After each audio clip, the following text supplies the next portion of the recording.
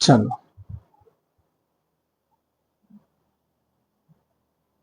नमस्कार दोस्तों। आज की इस वीडियो में हम बात करने वाले हैं वैदिक सभ्यता की। वैदिक सभ्यता जिसका समय काल 1500 बीसी से 600 बीसी के बीच रहा है। इससे पहले की वीडियो में हमने बात की थी सिंधु घाटी सभ्यता के बारे में, जिसका समय काल 2350 बीसी से 1700 बीसी तक का था। उसके 200 वर्षों बाद इस सभ्यता का ये सभ्यता हमें दिखाई पड़ती है। सिंधु घाटी सभ्यता एक नगरीय सभ्यता थी, जबकि वैदिक सभ्यता एक ग्रामीण सभ्यता थी। जब तक हमारे पास सिंधु घाटी सभ्यता के पक्ष में तर्क और सबूत मौजूद नहीं थे, तब तक हमने वैदिक सभ्यता को ही सबसे प्राचीन सभ्यता और वेदों को ही सबसे प्राचीन ग्रंथ माना था। लेकिन अब जब हमारे पास सिंधु घाटी सभ्यता के पक्ष में पूरे तर्क मौजूद हैं, तो हम ये कह सकते हैं कि सिंधु घाटी सभ्यता ही सबसे प्राचीन सभ्यता थी। अब अगर हम वैदिक सभ्यता की बात करते हैं, तो वैदिक सभ्यता की शुरुआत होती है वेदों से। वेदों से शुरुआत होती है। वेदों की रचना किसने की? वेदों की रचना की थी आर्यों ने। आर्य कौन थे? अलग अलग विद्वानों ने आर्यों के आगमन के बारे में अलग अलग बातें कही हैं। जैसे मैक्स मूलर ने कहा है कि आर्यों का आगमन जो है वो मध्य एशिया से हुआ है, मध्य एशिया आल्प्स पर्वत से। इसी बात को और जोर देकर डॉक्टर संपूर्णानंद ने कहा है, संपूर्णानंद ने कहा था कि आर्यों का आगमन यूरेशिया से हुआ है। यूरेशिया आल्प्स पर्वत। यूरेशिया एशिया और यूरोप के बीच के भाग को कहते हैं। इसके बाद दो भारतीय विद्वानों बाल गंगाधर तिलक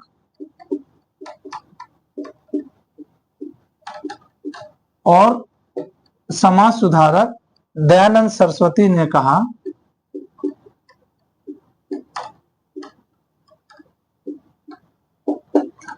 बाल गंगाधर तिलक ने कहा कि आर्यों का आगमन आर्कटिक क्षेत्र से हुआ है। आर्कटिक क्षेत्र जो था, आर्कटिक क्षेत्र अगर ग्लोब पे देखा जाए तो इस वाले क्षेत्र को आर्कटिक क्षेत्र कहते हैं, जो कि उत्तरी ध्रुव के आसपास आता है। उत्तरी ध्रुव के आसपास आता है। इसके बाद दयानंद सरस्वती ने कहा कि आर्यों का आगमन जो है वो तिब्बत से हुआ है। आर्यों का आगमन तिब्बत से हुआ है। इसका मतलब ये है कि आर्य जो थे वो भारतीय मूल के नहीं थे, वो विदेशी थे और विदेशों से भारत आए थे। और यहाँ आने के बाद उन्होंने वेदों की रचना की और वेदों के द्वारा जो सभ्यता उत्पन्न हुई, उस सभ्यता को वैदिक सभ्यता कहा गया। अगर वैदिक सभ्यता को देखा जाए तो वैदिक सभ्यता को दो कालखंडों में विभाजित कर सकते हैं। पहला कालखंड है ऋग्वैदिक काल,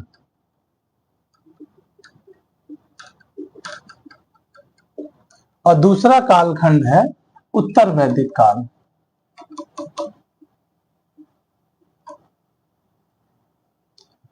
ऋग्वैदिक काल का जो समय काल था वो 1500 बीसी से लेके 1000 बीसी तक का था, और उत्तर वैदिक काल का जो समय काल था वो 1000 बीसी से लेके 600 बीसी तक का समय काल उत्तर वैदिक काल का था। ऋग्वैदिक काल में ऋग्वेद की रचना की गई थी,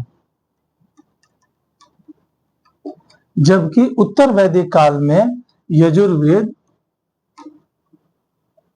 सामवेद और अथर्ववेद की रचना की गई थी। इन तीनों वेदों की रचना उत्तर वैदिक काल में की गई थी। इसके बाद जो हमें देखना है कि इस सभ्यता के हमें साक्ष्य कहाँ से मिलते हैं, तो इस सभ्यता के दो तरह के साक्ष्य मिलते हैं। इससे पहले की वीडियो में हमने बात की थी कि किसी भी सभ्यता को जानने के लिए हमें साक्ष्य आवश्यक होते हैं, चाहे वो पुरातात्विक साक्ष्य हो चाहे साहित्यिक साक्ष्य हो। जब हमने इतिहास के चैप्टर को पढ़ना शुरू किया था तब हमने उसमें अलग अलग 3 कालों की बात की थी। एक प्रागैतिहासिक काल, एक अर्ध ऐतिहासिक काल और एक ऐतिहासिक काल। प्रागैतिहासिक काल वो काल बताया था जिसमें कहा गया है कि किसी भी प्रकार का लिखित साक्ष्य हमें नहीं मिला। अर्ध ऐतिहासिक काल जब आया तो हमें लिखित साक्ष्य मिले लेकिन पढ़ा नहीं जा सका, और जब ऐतिहासिक काल आया तो उस काल के आते आते हमें लिखित साक्ष्य भी मिले और उन्हें पढ़ा भी जा सका। वैदिक काल वही युग था जब हमें पहली बार लिखित साक्ष्य मिले और उन्हें पढ़ा जा सका। इस मामले में हमें जो लिखित साक्ष्य मिलते हैं वो पुरातात्विक स्रोत और साहित्यिक स्रोत।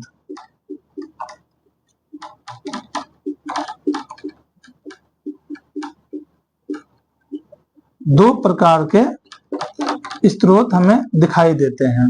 सबसे पहले पुरातात्विक स्रोत। पुरातात्विक स्रोत में हमें 1400 बीसी में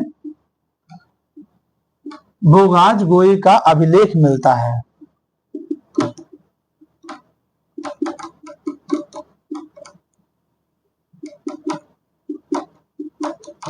जो कि उत्तर वैदिक काल में, जो कि ऋग्वैदिक काल में मिलता है 1400 बीसी में। इसके बाद हमें पूर्व वैदिक काल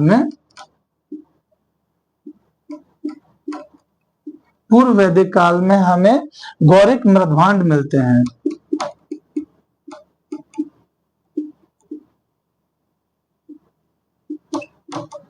और उत्तर वैदिक काल आते आते उत्तर वैदिक काल में हमें क्या मिलता है?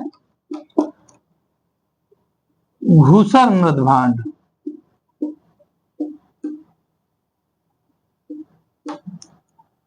ये हमारे पास पुरातात्विक स्रोत हमें प्राप्त हुए हैं।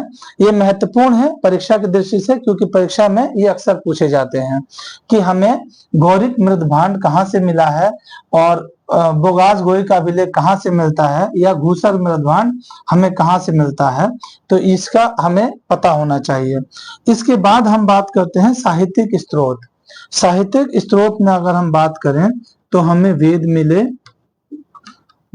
उसके बाद पुराण मिले, उपनिषद और स्मृति।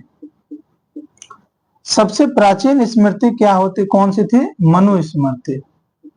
स्मृति मतलब ध्यान से नहीं है, स्मृति मतलब हिंदुओं के कानून, जो हिंदुओं के लिए जो कानून बनते थे उन्हें स्मृति कहा जाता था।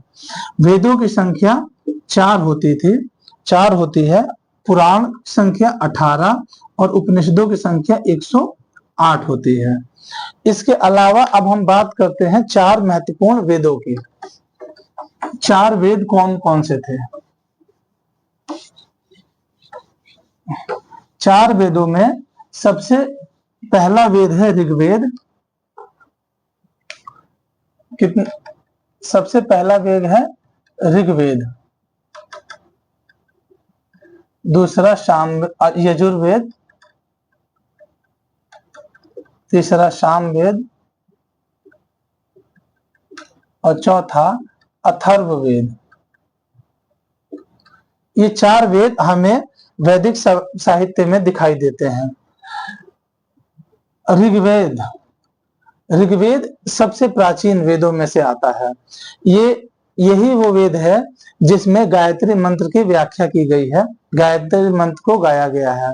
ये सबसे प्राचीन वेद है। इस वेद में 33 देवी देवताओं की उस समय बात कही गई है। इस समय सबसे प्राचीन जो देवी देवता होते थे, जो सबसे प्रसिद्ध देवी देवता थे, वो इंद्र, अग्नि और वरुण देवता सबसे प्रसिद्ध देवता थे। इसके बाद यजुर्वेद की अगर बात करें तो यजुर्वेद में यज्ञों की जानकारी दी गई है। दी गई है। दरअसल वैदिक सभ्यता एक यज्ञ परक सभ्यता थी, जो अलग अलग कर्म कांडों पे अलग अलग यज्ञों की बात कहती थी।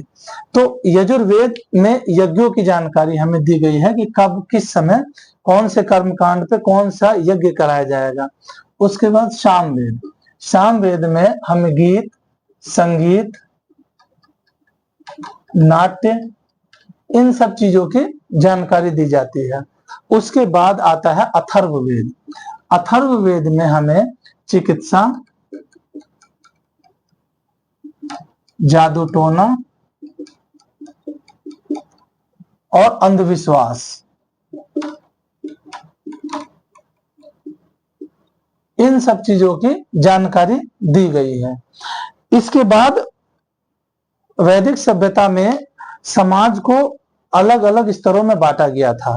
समाज को चलाने के लिए उन्हें अलग अलग स्तरों में बांटा गया था और ये स्तर जो थे वो 4 स्तरीकरण किए गए थे। स्तरीकरण का मतलब है, पहला है ब्राह्मण, दूसरा क्षत्रिय, तीसरा वैश्य और चौथा शूद्र। 4 अलग अलग वर्णों की व्यवस्था की गई थी। प्रत्येक व्यक्ति अपने वर्ण में ही अपना काम करेगा। ये बात थी कि अगर कोई शूद्र व्यक्ति है, अगर अपने कर्मों से बेहतर है, तो वो कल को ब्राह्मण समुदाय में जाकर उसमें ब्राह्मणों में उनकी गिनती हो जाती थी। और अगर कोई व्यक्ति ब्राह्मण है और उसके कर्म ठीक नहीं है, तो वो शूद्र का भी काम करता था। इसमें जो इस वर्ण व्यवस्था में जो सबसे ऊपर होते थे वो ब्राह्मण होते थे और जो सबसे नीचे होते थे वो शूद्र होते थे। इसमें ब्राह्मणों के लिए काम होता था वेदों का ज्ञान, वेदों का ज्ञान लेना और ज्ञान देना, दोनों काम थे। पंडित यही बनते थे, पुरोहित, उसके बाद भिक्षा मांगना और देना, ये सारे काम ब्राह्मणों के काम थे। इसके अलावा क्षत्रिय वो लोग होते थे जो राज्य की सुरक्षा करते थे। इसमें क्षत्रियों का काम था राज्य की सुरक्षा, सेना या सैनिक कहिए, राजा, राज्य चलाना, ये सब जो कार्य थे ये क्षत्रिय के काम थे। इसके बाद होते थे वैश्य। वैश्य जो थे, जो व्यापारी होते थे, जो बिजनेसमैन होते थे, जो दुकानदार होते थे, उन्हें हमने वैश्य वर्ग में इन्होंने रख रखा था। और शूद्र वो होते थे जो कर्मचारी होते थे या जो सेवा दान करते थे या क्रमिक कहिए, उन्हें कहते थे शूद्र व्यवस्था में शूद्र कहा गया था उन्हें। इसके बाद अगर हम बात करें तो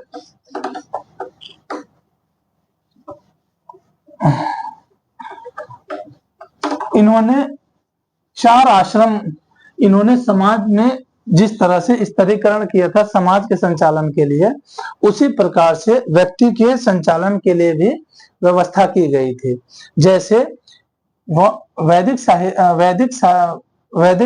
सभ्यता में हमें दिखाई देता है कि इसमें 4 आश्रमों की व्यवस्था की गई थी। 4 आश्रमों की व्यवस्था की गई थी। कौन कौन से 4 आश्रम होते थे? सबसे पहला होता था ब्रह्मचर्य, दूसरा होता था गृहस्थ, तीसरा होता था वानप्रस्थ, चौथा था संचार या सन्यास। ये 4 प्रकार के आश्रमों की व्यवस्था की गई थी व्यक्ति के लिए। इन्होंने माना था कि एक व्यक्ति की आयु को अगर हम 100 साल मानते हैं तो वो व्यक्ति 0 से 25 वर्ष तक ब्रह्मचर्य का पालन करेगा, 25 से 50 वर्ष तक गृहस्थ जीवन जिएगा और 50 से 75 साल तक वानप्रस्थ करेगा और 75 से 100 साल के बीच वो संन्यास धारण कर लेगा। इसका मतलब है कि ब्रह्मचर्य में 0 से 25 साल के बीच में वो धर्म के साथ साथ आधुनिक ज्ञान की प्राप्ति करेगा और ब्रह्मचर्य जीवन का पालन करेगा। और उसके पश्चात एक पुष्ट शरीर, बलिष्ठ मन, संस्कृत की विद्या और प्रबुद्ध होकर वह व्यक्ति गृहस्थ जीवन में आएगा। और गृहस्थ जीवन में आकर वह सामाजिक नियमों का पालन करेगा, पिता के पितृ ऋण से मुक्त होगा और अपने संतान की उत्पत्ति करेगा। और ये सारे काम वो 25 से 50 वर्ष की आयु के बीच में गृहस्थ आश्रम में करेगा। जैसे ही आश्रम खत्म होगा 50 साल के बाद वो व्यक्ति वानप्रस्थ में जाएगा। वानप्रस्थ में क्या कार्य करते हैं, जिसमें जन सेवा देना, धर्म उन्नति के लिए काम करना, जन सेवा करना, ये सब जो काम होते हैं वो वानप्रस्थ में होते हैं। ये संचार से ठीक पहले की स्थिति होती है। इसके बाद जो है 75 साल के बाद जब जन सेवा और धर्म उन्नति का कार्य हो जाएगा, तब वो व्यक्ति इन सब कार्यों को भी छोड़ के संन्यास धारण करेगा और समाज को त्याग के आश्रमों में जाकर सन्यासी बनकर रहेगा। इसके बाद जो हम बात करते हैं वो बात करते हैं पुरुषार्थ की। 4 पुरुषार्थों की बात की गई है। 4 पुरुषार्थ वैदिक साहित्य में, वैदिक सभ्यता में की गई है। जो 4 पुरुषार्थ हैं हमारे, कौन कौन से? धर्म, अर्थ, काम, मोक्ष। 4 प्रकार के पुरुषार्थों की बात की गई है। धर्म का मतलब है धर्म की उन्नति के लिए काम करेगा। अर्थ का मतलब है आश्रितों के लिए धन कमाएगा।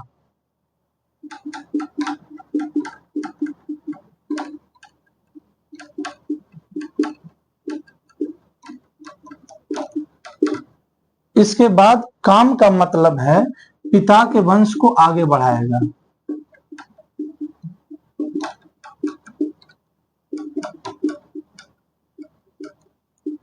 और चौथा है मोक्ष।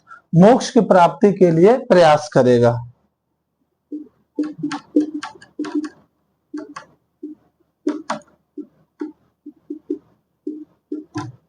इस 4 प्रकार के पुरुषार्थों का वर्णन किया गया है। इसके अलावा अगर हम बात की जाए तो इसमें जो एक महत्वपूर्ण चीज है वो है संस्कार। हिंदू धर्म में, सनातन धर्म में 40 संस्कारों की बात की गई है, जिसमें 16 संस्कार सबसे महत्वपूर्ण संस्कारों में से आते हैं।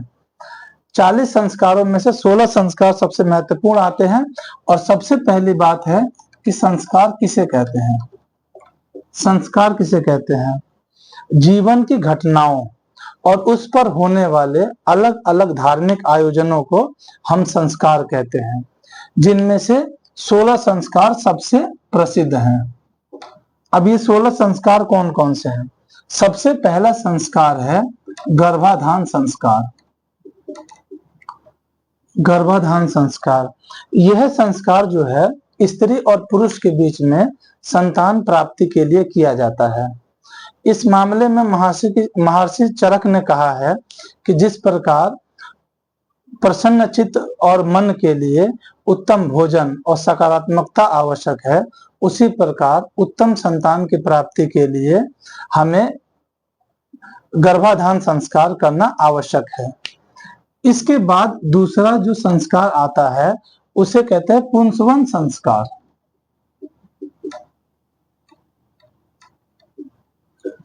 ये जो संस्कार है, इस संस्कार को महिलाएं बच्चे गर्भाधान के 3 महीने के बाद करती हैं। दरअसल 3 महीने के बाद बच्चे के मस्तिष्क का विकास होने लगता है, तो इस संस्कार को कराकर उन्हें बच्चे के स्वास्थ्य और सुरक्षा के लिए ध्यान दिलाया जाता है। तीसरा जो संस्कार है वो है सीमंतोन्नयन संस्कार।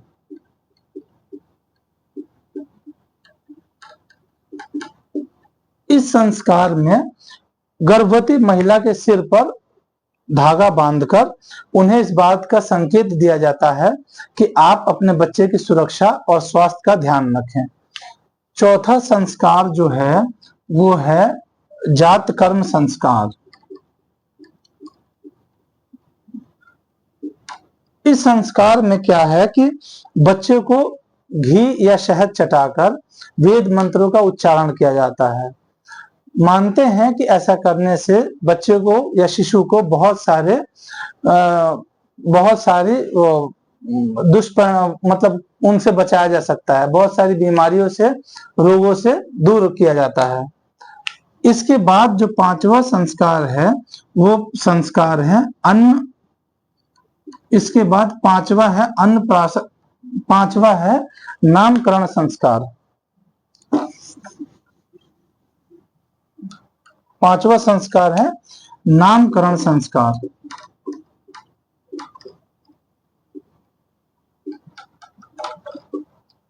ये संस्कार भारतीय समाज में सबसे महत्वपूर्ण संस्कार है। इस संस्कार को में बच्चे के जन्म के 11वें दिन बच्चे का नामकरण किया जाता है। जिस प्रकार शरीर के लिए वस्त्र आवश्यक है, शरीर को सुंदर दिखने के लिए हमें वस्त्रों की आवश्यकता पड़ती है, उसी प्रकार हमें जीवन में सकारात्मक रखने के लिए नाम की आवश्यकता रहती है। इसके बाद छठा है निष्क्रामण संस्कार। निष्क्रामण संस्कार में क्या है कि इसमें हवन के द्वारा देवी देवताओं का आवाहन किया जाता था। किस लिए? बच्चों के कल्याण और भविष्य के लिए, उन्हें अलग अलग दोषों से दूर रखने के लिए देवी देवताओं का आवाहन किया जाता था और वेद मंत्रों का उच्चारण किया जाता था। इसके बाद है सातवां है अन्नप्राशन संस्कार। अन्नप्राशन संस्कार, ये जो संस्कार है इसे बच्चे शिशु के जन्म के 6 माह के बाद, 6 से 7 माह के बीच में शिशु को अन्न खिलाया जाता है और उसके बाद से अन्न खिलाना शुरू कर दिया जाता है। 8वां जो संस्कार है वो है चूड़ा संस्कार। चूड़ा संस्कार, चूड़ा संस्कार इसी को मुंडन संस्कार भी कहते हैं। ये जन्म के पहले, तीसरे, 5वें और 7वें वर्ष में कराया जाता है। ऐसी मान्यता है कि बच्चे का मुंडन कराने से या इस संस्कार को करने से बच्चे को बहुत सारे रोगों के साथ बहुत सारे दोषों से मुक्ति मिल जाती है। इसके बाद 9वां संस्कार वैध संस्कार। कौन? वैध संस्कार। कर्णवेध संस्कार में क्या होता है कि बालक और बालिका के कानों को छेद दिया जाता है और छेदने के बाद उन्हें आभूषण पहना दिए जाते हैं। ऐसा माना जाता है कि आभूषण पहनने से बालक के या बालिका के राहु और केतु को शांत किया जा सकता है। और आयुर्वेद कहता है कि कानों को छेदने से व्यक्ति की श्रवण शक्ति यानी सुनने की क्षमता बढ़ जाती है।